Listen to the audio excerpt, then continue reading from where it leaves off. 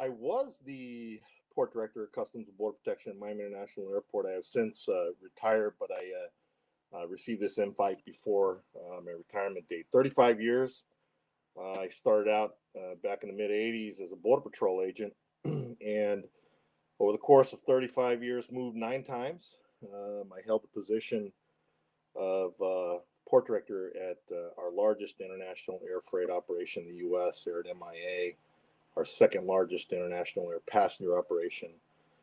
Prior to that, I was the executive director for operations up in Washington. I ran the operations directorate for CBP, so I was in charge of day-to-day operations. I guess you could call it the chief operating officer for all 338 ports of entry and 59 international locations. But I also held the director of field operations in San Diego, so I oversaw all the ports of entry in Southern California. So that's 3 of the positions I held over the course, and now I'm moving into the private sector. And but happy to be here with you. Thank you for the invite.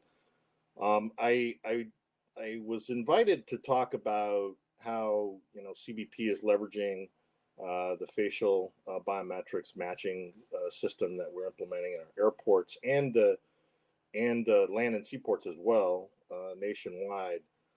But I think it's much bigger than just the technology piece. It really, I really need to take a few minutes to talk about governance and where we test these things and how to leverage collective authorities at the local level, because I am a firm believer that we change the face of the organization locally, and you need to have local relationships to bring decision makers to the table and to come up with these proofs of concept. I think when you try to solve problems at the enterprise level, a lot of times they get a little bit too complicated. So I'll talk through governance. I'll talk through the technology that we're actually trying to highlight here, and how it's changed the way we do business, how we manage risk at our ports of entry in the United States, and how we're partnering with the industries that we regulate to integrate their systems into this end-to-end. I think people are familiar with the term single token travel, the token being a face. So you set COVID aside, air travel was on the rise for quite a while and will continue. We think that will continue when we finally emerge from this mess. But we in the U.S. Have 3 very distinct separate pieces of legislation that directed our agency to solve exit control. And the U.S. model for controlling its borders is really largely inbound driven, right? So we focus on what's approaching our shores, what's approaching our borders. Although we've always had a responsibility on what's leaving our country, with respect to what's leaving our country on the outbound side, we were never resourced to be able to put full infrastructure on departure.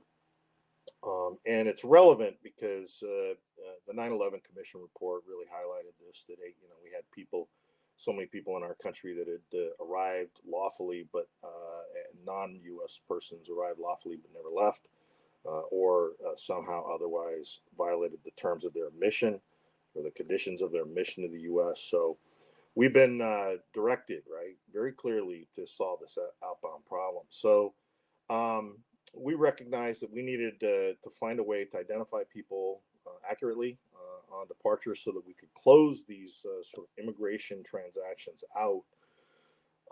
And so we pursued a biometric solution to do that from the beginning. And we have been working, testing various biometrics, fingerprint, iris, others. And we've arrived, I think, at the biometric that works for us. The technology is there. We all know, right? You get on your iPhone. Apple loves it. It works. And by the way, it picks me up when I'm wearing sunglasses, a hat, and everything. It's pretty darn good. So we've arrived at the facial facial recognition as the matching biometric, and the biometric to match biographical data to solve for exit. And that's where we've been making huge investments. It's seamless. We've integrated airline ticket information, boarding passes, and public-private partnerships with the carriers, and also working with our partners at TSA to integrate their ID check for their security screening operations as well.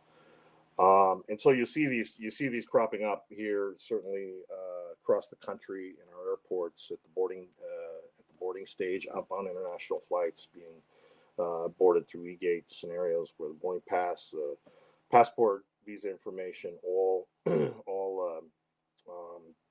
being screened by CBP through various automated systems using the face to match the identity to the outbound manifest information. So that's where we've been investing our effort and our money to try and solve that for exit. So I need to switch gears quickly here. Back in the summer of 2016, the Rio Olympics were coming to Brazil, and there was a lot of concern, and I was the port director at MIA at the time. A lot of concern about this huge uptick that we were all anticipating in travel that was going to come through the airport there at MIA, because Miami Airport, the way it's geographically situated, is a transit hub. We in the past, we actually more passengers transited the airport than actually terminated there. That number is slightly flip-flopped now because South Florida, before COVID, South Florida was becoming a pretty popular destination, and so so now that number's kind of flip-flopped a little bit, but it's a huge transit point. So we were concerned about all of this traffic now going down to Rio and coming back up through Miami, but it never really happened. I mean, Zika cropped up, and then they had a bunch of problems down there. I'm not going to go into detail with the Olympics. It ended up not getting the draw. But what happened for us is we created a forum that didn't exist before. American Airlines is a really significant player at Miami International Airport. It's our largest international hub. So we created a forum. A number of senior executive leadership from American Airlines came from the corporate headquarters, and then the local executive leadership as well to meet with us. We brought our federal security director from TSA in. We brought the executive leadership from Miami-Dade Aviation Department, who runs that airport. We brought the chairperson for the Airline Management Council, who represents all of the carriers, all of the other carriers at Miami International Airport, into the room. We had some other stakeholders as well, but those were the main ones.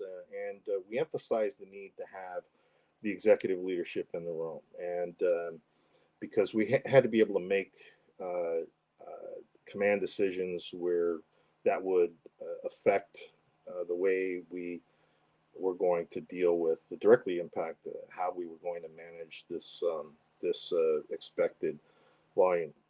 Now, yeah, it was a non-event, but what ended up happening is this forum ended up sort of evolving into what we now call the Executive Planning Council.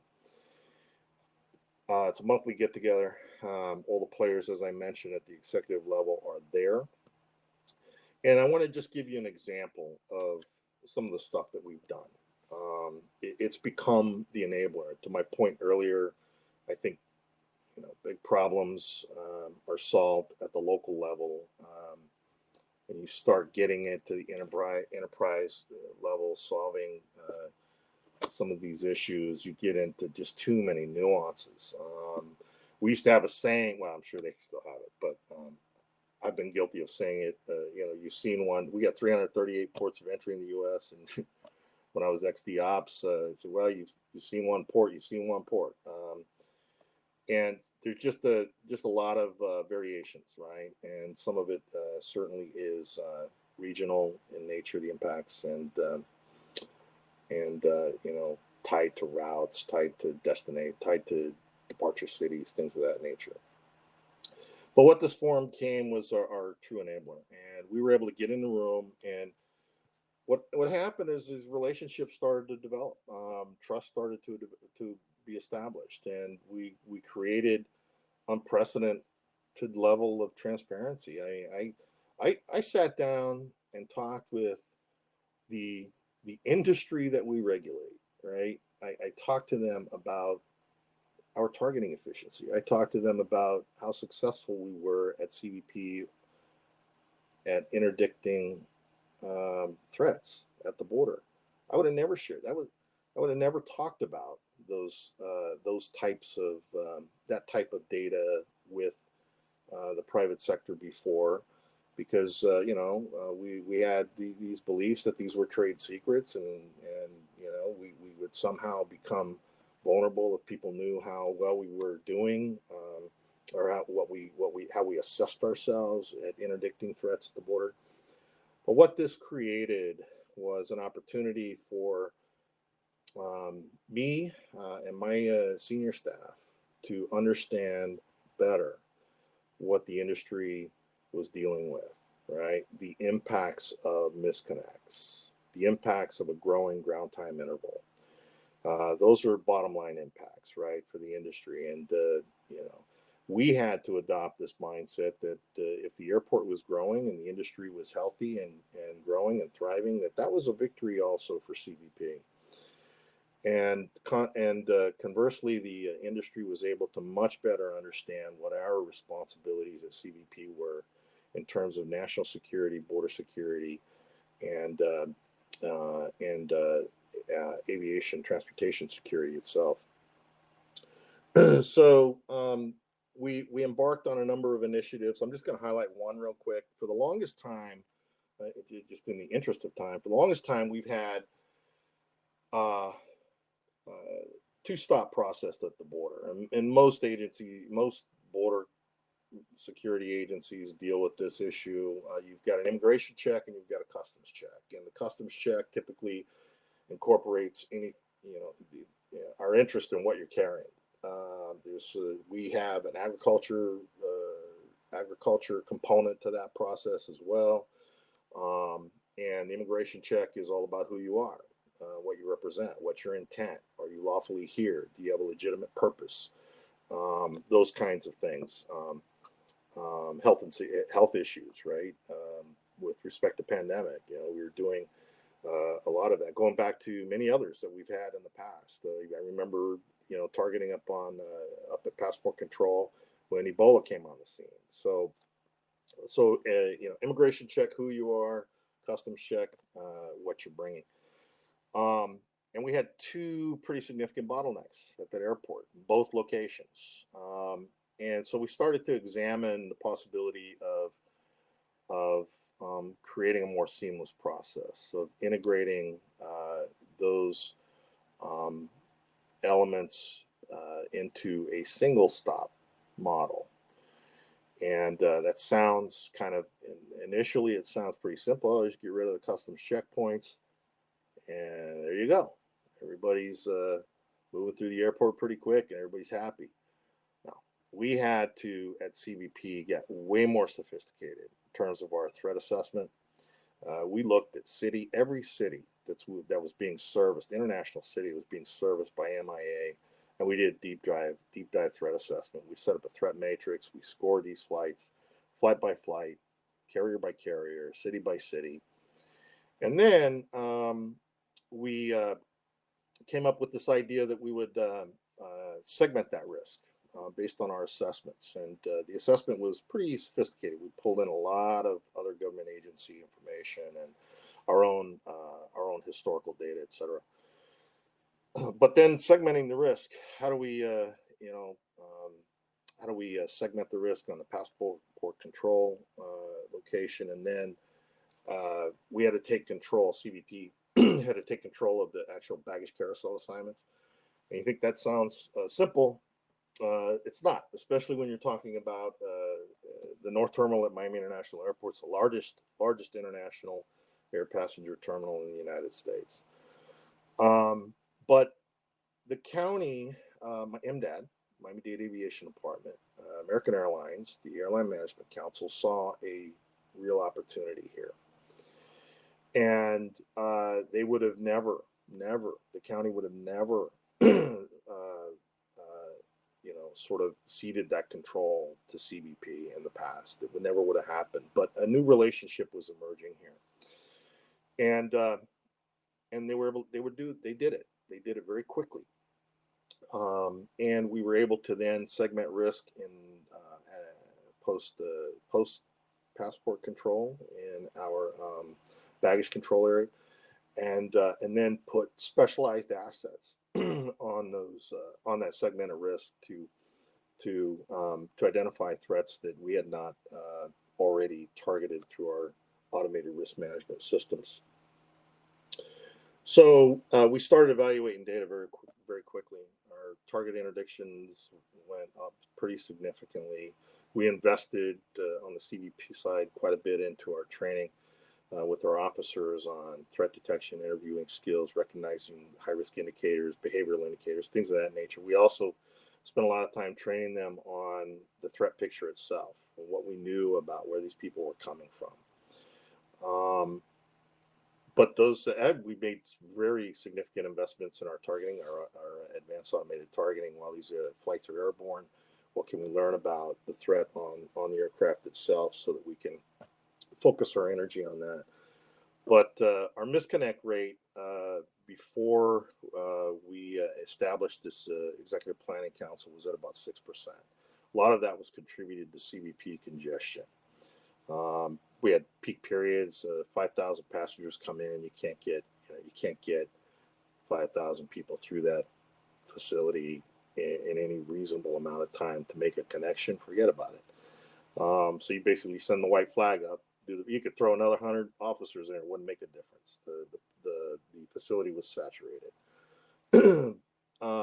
After we made this one change, our misconnect rate dropped to right around 2%. 80% of those misconnects were not contributed to our federal inspection congestion. So I think we made tremendous gains there. And now at this point, we were able to then, I think, accomplish some greater things with much greater speed because there was a willingness on the part of the stakeholders and the government to take bolder steps. So that's kind of my point on governance. So now back to facial biometrics. We knew that it was working well on exit. In the EPC, I think I may have been the one to throw it out. Like, I wonder if we could take this exit solution and flip it around. If it's working, if it's being driven by advanced passenger information, data being provided by the carriers to CBP for people crossing our borders, inbound and outbound, why couldn't we leverage this technology on the inbound side? So, of course, they snapped it up quickly. Yes, how do we do that? And so I made a few phone calls. I talked to a dear friend of mine at the time, John Wagner. He was the Deputy Assistant Commissioner for Field Operations in charge of all of our ports up in Washington. He has also since retired. But I said, John, we've got exit running down here with biometrics, with the facial recognition and facial matching system. Can that be flipped and used on the inbound side? He thought for a minute, and he says, yeah, I mean, it's APIS driven. We'd have to re-engineer the process, but we could do it. And I said, I want to be the test bed. We have a central terminal that we mothballed back in, I think, 2010, 2011 timeframe, somewhere around in there, 2012 maybe. We mothballed it. Let's go back in there, come up with a prototype with the cameras and the matching system. And I will, because we've done the threat analysis on these flights, I'll put the lowest risk flights that I can find into that terminal, and we'll test it, even if it's one a day. We'll test it and see how it works, see if the efficacy can be established. So I got some commitment from him. And then I went back to the county and I said, look, I think we got an opportunity to test something here. The county went and found millions of dollars. The central terminal was a mess. It was closed up, boarded up. We went back in the central terminal. They refurbished it.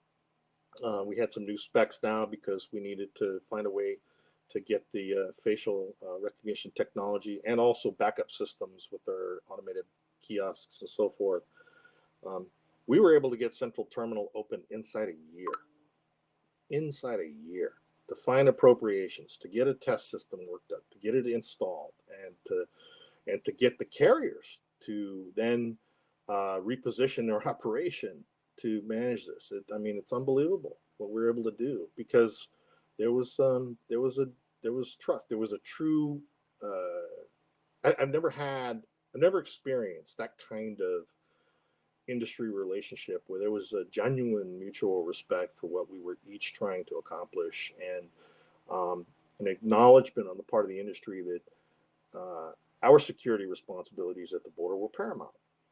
And so we were able to get the central terminal open. Then we quickly found out as we started running our tests through that it was so effective and so fast that we didn't need to stick to this low risk model. We could put some higher risk flights in there because it was doing such a good job at detecting fraudulent documents and so forth. So we've had this long standing debate, as long as I can remember. 35 years I spent with CBP, and we always debated,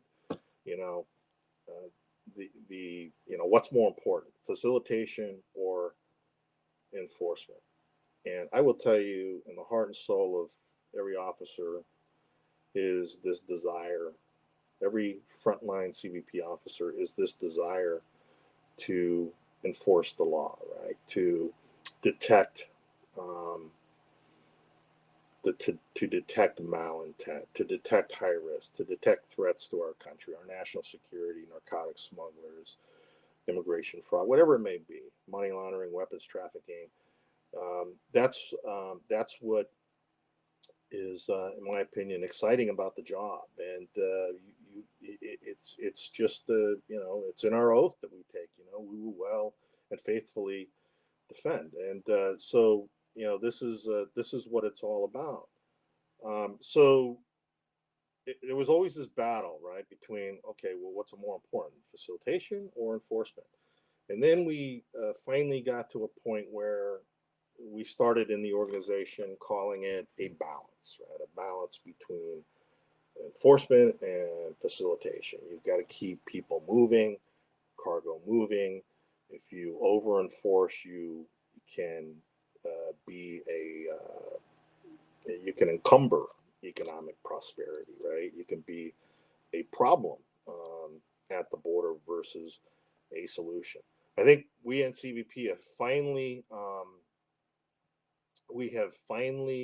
evolved, and there has been a pretty significant paradigm shift within CBP. We've gotten to a point now where we recognize that the priority of facilitating legitimate trade and travel and the priority of enforcing our laws at the border are not competing with each other. In fact, you don't get one without the other. Where you invest in enforcing and identifying high-risk targets, travelers, high-value targets, and travelers and cargo at the border, you must equally invest in identifying low-risk, compliant trade and travel. Because if the bulk of your travel, if the bulk of your cargo, if the overwhelming majority, and the data bears this out, the overwhelming majority of people and goods that cross our border are decent. They are law-abiding. People have the right documents. They have the right visa. They are lawfully arriving at our borders with legitimate intent. They're not smuggling. But peppered among them are those that are intent on committing border crimes. But if the vast majority are decent, law-abiding, good people that are, valuable to us, right? They're valuable to our economy. then they become what I consider to be a distraction. They are distracting us from the people that we are really here to find. And so we have made tremendous investments at CBP, and to grow our global entry population, to bring people into trusted status, to bring cargo operators into our CTPAP programs, where you open your books, we vet you in advance, we identify security weaknesses. If you pose a risk, you don't get the status, but if you earn the status because you have behaved, you have you have complied, and you have a solid track record, we don't need to look at you as much. We don't need to scrutinize you as much. We call it low risk, but not no risk, right? So there's always one eye open, obviously, to ensure that we're not stepping away from our border security mission. So that's an important point, the paradigm shift, because it allows us now then to look at the border and say, okay, if we can segment this risk, we can create efficiencies, and the industry can thrive and grow, and then find value in supporting what CBP and our federal and our other law enforcement partners are trying to do to interdict high risk and threats to the country. I had a lot more to cover, but we're not going to get there because I'm running short of time. But I just want to end on this note. We have a vision for where facial recognition will fit. It's a matching system. The way it works is the airlines transmit an advanced manifest to us. It's biographical data. Virtually all of the people that are arriving at our airports or international ports of entry that are not non-U.S. or U.S. We have virtually all, with some exceptions, already have their photographs in U.S. government holdings. That manifest gets transmitted to CBP. The galleries are built with the photos then now attached and associated with biographical data. When the passenger arrives, our cameras pick them up, and we match them to the biographical data that we already had. That information gets displayed for a CBP officer with all the related vetting information and details, so the officer can now turn their attention to the individual because the system's already matched them, the system's identified them, the system's verified that they have a legal document, et cetera, et cetera. Now the officer can now have a bona fide law enforcement conversation with the traveler about their intent, why they're here, and what they intend to do. And then through that special training that I talked to before, which we are doing through what we call the Field Transformation Initiative. In fact, I'm wearing my FT2 shirt today that they gifted me on my way out because I was the project director for that. But it was really focusing on the skill set of the officer now, how it's being changed through this rapid evolution and rollout of this technology. I mean, officers are concerned that, hey, we're being phased out. They're not going to need us anymore, when quite the contrary. What we're trying to do is unload these administrative responsibilities at the border from the officers so that the officer can now, based on their own understanding of the threat picture, based on their own ability to talk to people, based on their ability to recognize behavioral indicators and to know that something does not make sense, to make those intuitive, instinctive decisions, and take a closer look at people. So we think that this technology is going to remain a tool until you get some piece of technology that can look at somebody's eyes and say, "Oh, this one's got a problem." Until we get that piece of technology, we still need human interaction out there to have that law enforcement conversation. So we have a vision. It's end to end. We want curb to aircraft to curb, supported by a single token, which is, you'll hear that a lot, single token, which is the face, because the technology works. It's very sophisticated, it's very quick, and very difficult to defeat.